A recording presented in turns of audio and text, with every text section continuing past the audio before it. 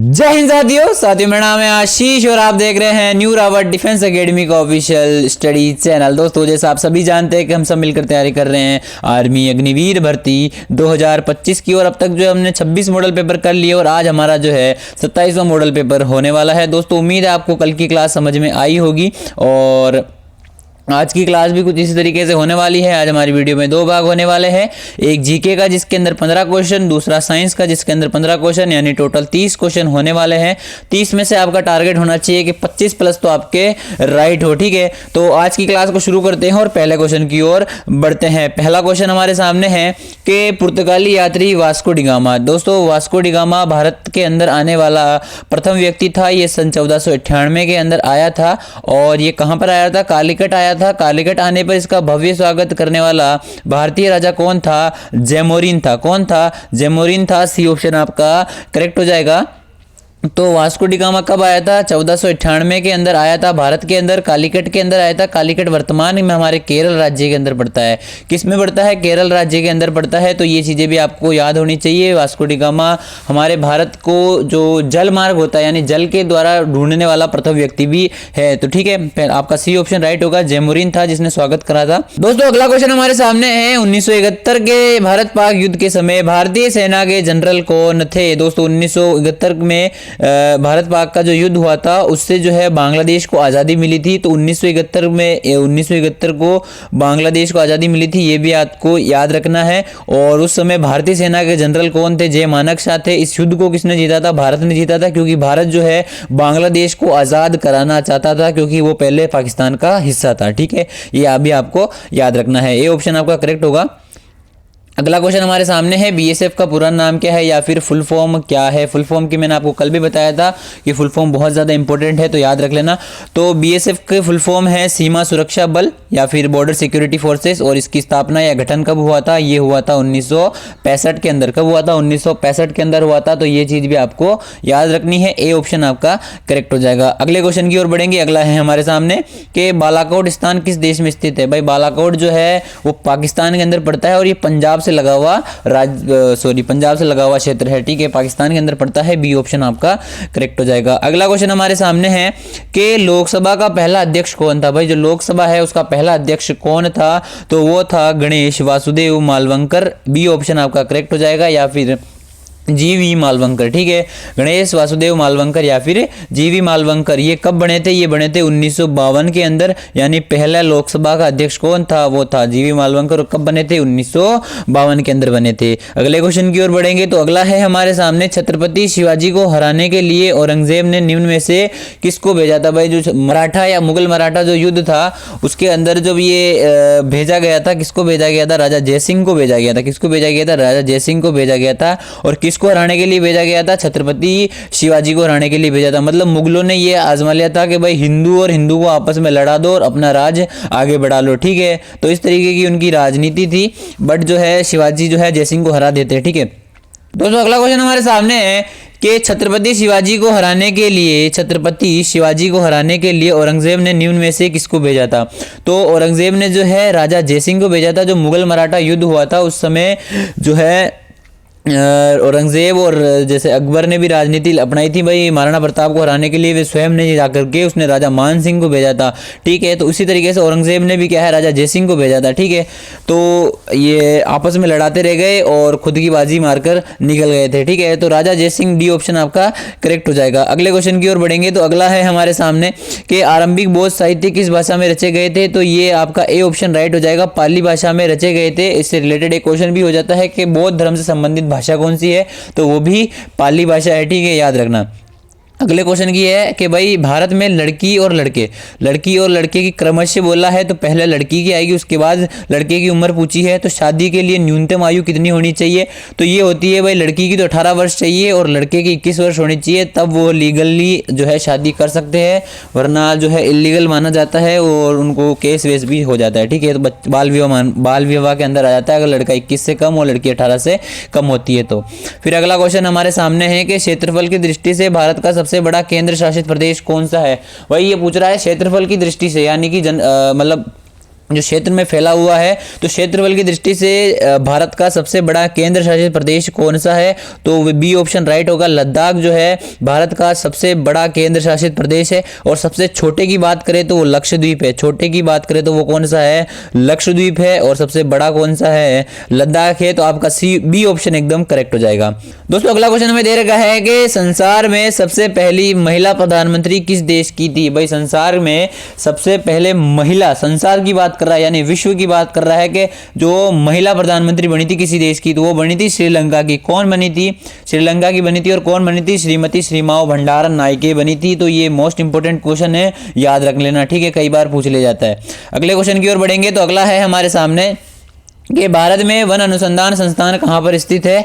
तो ये उत्तराखंड की राजधानी देहरादून के अंदर स्थित है। सी ऑप्शन आपका करेक्ट हो जाएगा। अगला क्वेश्चन हमारे सामने कि भारत में रेल के डिब्बे कहाँ बनाए जाते हैं? भाई भारत के अंदर जो है रेल के डिब्बे कहाँ पर बनाए जाते हैं?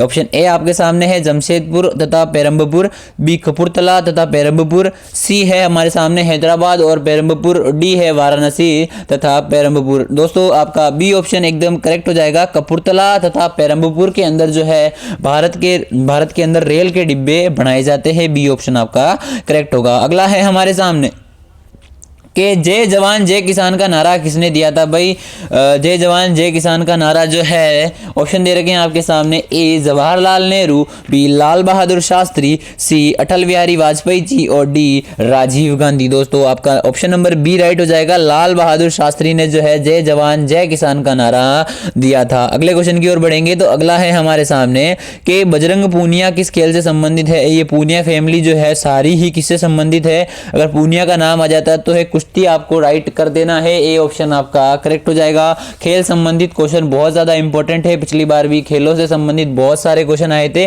तो अब जो अपनी बुक आने वाली है उसके अंदर ये सारी चीजें अपन कवर करने वाले हैं, ठीक है। अगला क्वेश्चन हमारे सामने है आईएसआई एजेंसी किस देश से जुड़ी हुई है? आईएसआई एजेंसी किस देश से जुड़ी हुई है? तो ये पाकिस्तान की एक जो है आतंकवादी एजेंसी है, आपको ये याद रखना है। ए ऑप्शन आपका करेक्ट हो जाएगा। इसी के साथ हमारे 15 क्वेश्चन जीके के यहाँ पर खत्म होते हैं। आपका कितना स्कोर रह रहा है मुझे कमेंट में बताते चलिए, ठीक है। अगले क्वेश्चन की ओर बढ़ते हैं। यहाँ से आपका साइंस के क्वेश्चन स्टार्ट होने वाले हैं। तो अगला क्वेश्चन है किसी स्वतंत्र रूप में गिरती हुई वस्तु की स्थितिज ऊर्जा यानी पोटेंशियल एनर्जी जो है सर्वाधिक कहाँ पर होती है? मतलब जो कोई वस्तु है जिसे अपन ने आसमान से गिराया है तो उसकी स्थितिज ऊर्जा यानी पोटेंशियल एनर्जी सर्वाधिक कहाँ पर होती है? तो भाई उसकी शुरुआत के अंदर बहुत ज़्यादा होती है, यानी शुरुआत के अंदर जब वो गिरना स्टार्ट होती है तो उस समय उसकी पोटेंशियल एनर्जी सबसे ज़्यादा होती है। तो बी ऑप्शन आपका करेक्ट हो जाएगा। अगला क्वेश्चन हमारे सामने है जल में किसी धातु की क्रिया करके हाइड्रोजन गैस बनाई जा सकती है? जल में किस धातु की क्रिया करके हाइड्रोजन गैस बनाई जा सकती है? तो भाई जल के अंदर जब हम क्षारीय विलयन या क्षारीय धातुओं का जब अपन क्रिया कराते हैं तो हाइड्रोजन गैस बन जाती है। और इसके अंदर से सोडियम यानी Na की जब हम क्रिया जल के साथ करवाएंगे तो हाइड्रोजन गैस आसानी से उत्पादित की जा सकती है। यानी मैं आपको बता देता हूँ, जल के साथ अब हम जब क्षारीय धातुओं को मिलाते हैं तो अपन आसानी से जो है हाइड्रोजन गैस बना सकते हैं, ठीक है। तो ए ऑप्शन आपका करेक्ट हो जाएगा। अगला क्वेश्चन हमारे सामने है कि विद्युत घंटी में कौन सा चुंबक इस्तेमाल किया जाता है? विद्युत घंटी जो होती है यानी जो अपना आप देखते होंगे क्या बोलते हैं उसे, डोरबेल जिसे बोलते हैं, विद्युत घंटी उसे ही कहा जाता है। डोरबेल जो होती है उसके अंदर कौन सा चुंबक इस्तेमाल किया जाता है? तो उसके अंदर विद्युत चुंबक का इस्तेमाल किया जाता है। सी ऑप्शन आपका करेक्ट हो जाएगा। अगला क्वेश्चन हमारे सामने है कि सूर्य ग्रहण कब होता है? भाई जो सूर्य ग्रहण है वो होता कब है? तो भाई जब चंद्रमा है ना, जो चंद्रमा यानी चंदा मामा जो है हमारे मून, वो सूर्य और पृथ्वी के बीच में आ जाते हैं। यानी ये मान लो सन है, ये पृथ्वी है, चंद्रमा जो पृथ्वी की परिक्रमा करता है, जब ये यहाँ पर आ जाता है तो क्या हो जाता है, हमें पृथ्वी से सूर्य दिखना बंद हो जाता है और सूर्य ग्रहण हो जाता है। सी ऑप्शन आपका करेक्ट हो जाएगा, ठीक है। अगले क्वेश्चन की ओर बढ़ेंगे। तो अगला है हमारे सामने कि निम्नलिखित में से कौन सा उपकरण इंजन को ठंडा करता है? भाई निम्नलिखित में से कौन सा उपकरण जो है इंजन को ठंडा करता है? अगर आपने कभी गाड़ी चलाई हो या किसी मैकेनिक की दुकान पे काम करा हो तो एक इस तरीके का, अगर आपने देखा भी होगा, इस तरीके का कुछ उपकरण टाइप होता है, रेडिएटर जिसे अपन कहते हैं। इस तरीके की उसकी संरचना होती है। रेडिएटर जो है उसके अंदर पानी डालते हैं और जब पंखा उसमें चलता है तो वो क्या करता है, उसके थ्रू जाती है हवा, तो वो क्या करता है, इंजन को ठंडा कर देता है, ठीक है। तो ए ऑप्शन आपका काम सही हो जाएगा। रेडिएटर जो है निम्नलिखित में से कौन सा उपकरण है, तो रेडिएटर जो है इंजन को ठंडा करने का कार्य करता है। ए ऑप्शन आपका करेक्ट होगा। अगला क्वेश्चन हमारे सामने है कि शीत ऋतु के दिनों में हमें मौसम किस प्रकार होने पर ज़्यादा ठंड महसूस होती है। दोस्तों शीत ऋतु यानी जो ठंडा मौसम होता है, विंटर सीजन जो अभी चल रहा है, उसके समय मौसम किस प्रकार का होने पर ज़्यादा ठंड महसूस होती है। तो भाई आर्द्र मौसम, अनार्द्र मौसम, मेघाच्छन्न मौसम, लेकिन दोस्तों इसके अंदर साफ मौसम, तो ए ऑप्शन आपका करेक्ट हो जाएगा। जब साफ मौसम होता है या जब खुला मौसम होता है तो शीत ऋतु का मौसम यानी कि शीत ऋतु के सीजन का जो साफ मौसम होता है उस समय हमें क्या होती है, ज़्यादा ठंड लगती है। अभी भी बहुत ज़्यादा ठंड है, अभी 31 दिसंबर आज है, तो आज लगभग 6 डिग्री या 7 डिग्री तो राजस्थान के अंदर टेम्परेचर है, तो अदर स्टेट के तो क्या ही कहने। ठीक है, आप कहाँ से देख रहे हो मुझे कमेंट करके ज़रूर बताना है कि आप कौन से स्टेट से जो है मेरी वीडियो देख रहे हो। ठीक है, अगले क्वेश्चन की ओर बढ़ेंगे। तो अगला है हमारे सामने कि मरीचिका यानी प्रकाशीय दृष्टि भ्रम होने का मुख्य कारण क्या होता है। तो भाई इसका मरीचिका क्या होता है उसके बारे में आपको बता देता हूँ। आपने 8वीं 9वीं क्लास के अंदर पढ़ा होगा कि जो रेगिस्तान होता है उसके अंदर रेगिस्तान के अंदर दूर दूर तक कहीं पर पानी नहीं होता है, बट जब बहुत ज़्यादा प्यास लगने लग जाती है तो हमें पता नहीं कहाँ से जो है वो पानी दिखाई देने लग जाता है, उसे ही मरीचिका कहते हैं या फिर प्रकाश दृष्टि का भ्रम कहते हैं। तो वो भ्रम होता है एक तरीके का, उसे ही मरीचिका कहा जाता है। तो ये किस वजह से होता है, बस इसके अंदर भी एक साइंस होती है, तो वो होता है प्रकाश के पूर्ण आंतरिक परावर्तन के कारण होता है। किसके कारण होता है, प्रकाश के पूर्ण आंतरिक परावर्तन के कारण होता है। बी ऑप्शन आपका करेक्ट हो जाएगा। ठीक है, अगला क्वेश्चन हमारे सामने है, तो सौर प्रणाली की खोज किसने करी थी। भाई सौर प्रणाली क्या होती है, सौर प्रणाली होती है कि सूर्य है, उसके आगे अपने 8 ग्रह हैं, ये चारों इसकी तरफ जो है सभी इसकी तरफ क्या करते हैं, चक्कर लगाते हैं। तो इस पूरी गतिविधि को क्या कहते हैं, सौर प्रणाली कहा जाता है। क्या कहा जाता है, सौर प्रणाली कहा जाता है। तो इसकी खोज किसने करी थी, तो इसकी खोज करी थी भाई, ऑप्शन दे रखे हैं आपके सामने, गैलीलियो ने दूरबीन की खोज करी थी। उसके बाद में है जे.एल. बेयर्ड, सी है कोपरनिकस और डी है हमारे सामने केपलर। किसने करी थी, केपलर। तो आपका सी ऑप्शन एकदम करेक्ट हो जाएगा। कोपरनिकस ने जो है सौर प्रणाली की खोज करी थी, आपका सी ऑप्शन राइट होगा। इसी के साथ अगले क्वेश्चन की ओर बढ़ेंगे। तो अगला क्वेश्चन हमारे सामने है कि उन्नोदोत्तर शीशे में बना हुआ प्रतिबिंब हमेशा कैसा होता है। तो ये प्रतिबिंब जो है हमेशा अप्रतिबिंब और सीधा होगा। क्या होगा, अप्रतिबिंब और सीधा होगा। बी ऑप्शन आपका करेक्ट हो जाएगा। इसी के साथ अगले क्वेश्चन की ओर बढ़ेंगे। तो अगला है हमारे सामने, कैल्शियम कार्बोनेट को गर्म करने पर क्या उत्पन्न होता है। भाई कैल्शियम कार्बोनेट यानी CaCO3 को जब हम हीट देते हैं तो क्या बनता है, कार्बन डाइऑक्साइड बनता है, CO2 बनता है। आपका सी ऑप्शन एकदम करेक्ट हो जाएगा।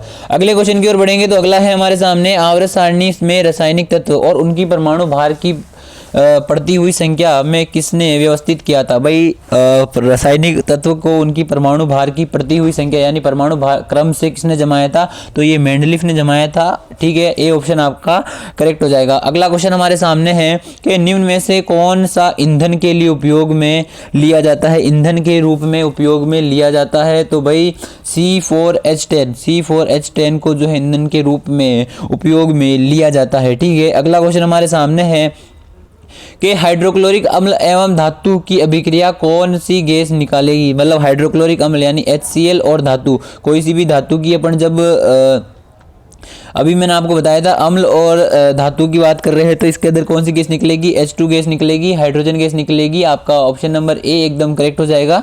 इसी के साथ अगला क्वेश्चन हमारे सामने है कि उत्तल दर्पण का उपयोग किया जाता है। उत्तल दर्पण का उपयोग जो है जो ड्राइवर के बगल में यानी हमारा जो साइड मिरर होता है उसके अंदर उत्तल दर्पण का उपयोग किया जाता है। डी ऑप्शन आपका करेक्ट होगा। अगला है हमारे सामने कि सोडियम का रासायनिक संकेत क्या होता है। सोडियम का रासायनिक संकेत Na होता है। ए ऑप्शन आपका करेक्ट होगा। दोस्तों अगला क्वेश्चन जो मैं हमेशा आपसे पूछता हूं कि आपका 30 में से कितना स्कोर रहा, मुझे कमेंट करके बताना। और आज की क्लास कैसी लगी आपको बताना, क्वेश्चन कैसे लगे, कितने क्वेश्चन आए, कितने नहीं आए, मजा आया नहीं आया, वो सारी चीजें अपन कमेंट में डिस्कस करेंगे। ठीक है, तब तक के लिए जय हिंद, जय श्री राम। मिलेंगे कल 8 बजे।